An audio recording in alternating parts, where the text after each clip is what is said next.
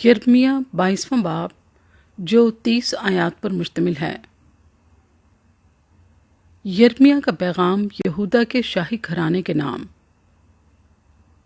خداوند یوں فرماتا ہے کہ شاہ یہودا کے گھر کو جا اور وہاں یہ کلام سنا اور کہہ، اے شاہ یہودا جو داؤد کے تخت پر بیٹھا ہے، خداوند کا کلام سن، تو اور تیرے ملازم اور تیرے لوگ جو ان دروازوں سے داخل ہوتے ہیں۔ خداوند یوں فرماتا ہے کہ عدالت اور صداقت کے کام کرو اور مظلوم کو ظالم کے ہاتھ سے چھڑاؤ اور کسی سے بدسلوکی نہ کرو اور مسافر، یتیم اور بیوہ پر ظلم نہ کرو۔ اس جگہ بے گناہ کا خون نہ بہاؤ، کیونکہ اگر تم اس پر عمل کرو گے تو داؤد کے جانشین بادشاہ رتھوں پر اور گھوڑوں پر سوار ہو کر اس گھر کے پھاٹکوں سے داخل ہوں گے۔ بادشاہ اور اس کے ملازم اور اس کے لوگ، پر اگر تم ان باتوں کو نہ سنو گے تو خداوند فرماتا ہے، مجھے اپنی ذات کی قسم، یہ گھر ویران ہو جائے گا۔ کیونکہ شاہ یہودا کے گھرانے کی بابت خداوند یوں فرماتا ہے کہ اگرچہ تو میرے لیے جلاد ہے اور لبنان کی چوٹی، تو بھی میں یقیناً تجھے اجاڑ دوں گا اور غیر آباد شہر بناؤں گا، اور میں تیرے خلاف غارت گروں کو مقرر کروں گا، ہر ایک کو اس کے ہتھیاروں سمیت، اور وہ تیرے نفیس دیوداروں کو کاٹیں گے اور ان کو آگ میں ڈالیں گے، اور بہت سی قومیں اس شہر کی طرف سے گزریں گی اور ان میں سے ایک دوسرے سے کہے گا کہ خداوند نے اس بڑے شہر سے ایسا کیوں کیا ہے؟ تب وہ جواب دیں گے، اس لیے کہ انہوں نے خداوند اپنے خدا کے عہد کو ترک کیا اور غیر معبودوں کی عبادت اور پرستش کی۔ یہو آخز کے بارے میں یرمیہ کا پیغام۔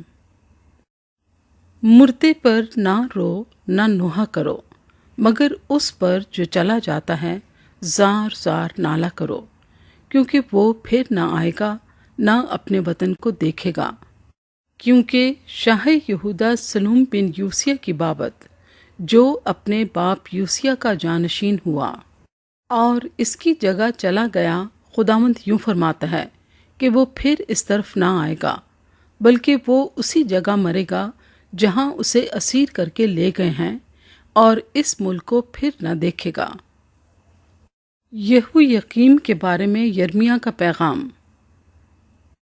اس پر افسوس جو اپنے گھر کو بے انصافی سے اور اپنے بالا خانوں کو ظلم سے بناتا ہے، جو اپنے پڑوسی سے بگاڑ لیتا ہے اور اس کی مزدوری اسے نہیں دیتا، جو کہتا ہے میں اپنے لیے بڑا مکان اور ہوادار بالا خانہ بناؤں گا، اور وہ اپنے لیے جھنجریاں بناتا ہے اور دیودار کی لکڑی کی چھت لگاتا ہے اور اسے شنگرفی کرتا ہے۔ کیا تو اسی لیے سلطنت کرے گا کہ تجھے دیودار کے کام کا شوق ہے؟ کیا تیرے باپ نے نہیں کھایا پیا اور عدالت و صداقت نہیں کی، جس سے اس کا بھلا ہوا؟ اس نے مسکین اور محتاج کا انصاف کیا، اسی سے اس کا بھلا ہوا۔ کیا یہی میرا عرفان نہ تھا؟ خداوند فرماتا ہے۔ پر تیری آنکھیں اور تیرا دل فقط لالچ اور بے گناہ کا خون بہانے اور ظلم و ستم پر لگے ہیں۔ اسی لیے خداوند یہویقیم شاہ یہودا بن یوسیہ کی بابت یوں فرماتا ہے کہ اس پر ہائے میرے بھائی یا ہائے بہن کہہ کر ماتم نہیں کریں گے، اس کے لیے ہائے آقا یا ہائے مالک کہہ کر نوحہ نہیں کریں گے۔ اس کا دفن گدھے کا سا ہوگا، اس کو گھسیٹ کر یروشلیم کے پھاٹکوں کے باہر پھینک دیں گے۔ یروشلیم کے انجام کے بارے میں یرمیہ کا پیغام۔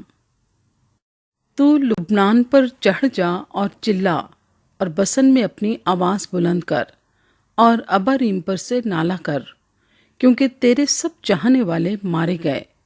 میں نے تیری اقبال مندی کے ایام میں تجھ سے کلام کیا، پر تو نے کہا میں نہ سنوں گی۔ تیری جوانی سے تیری یہی چال ہے کہ تو میری آواز کو نہیں سنتی۔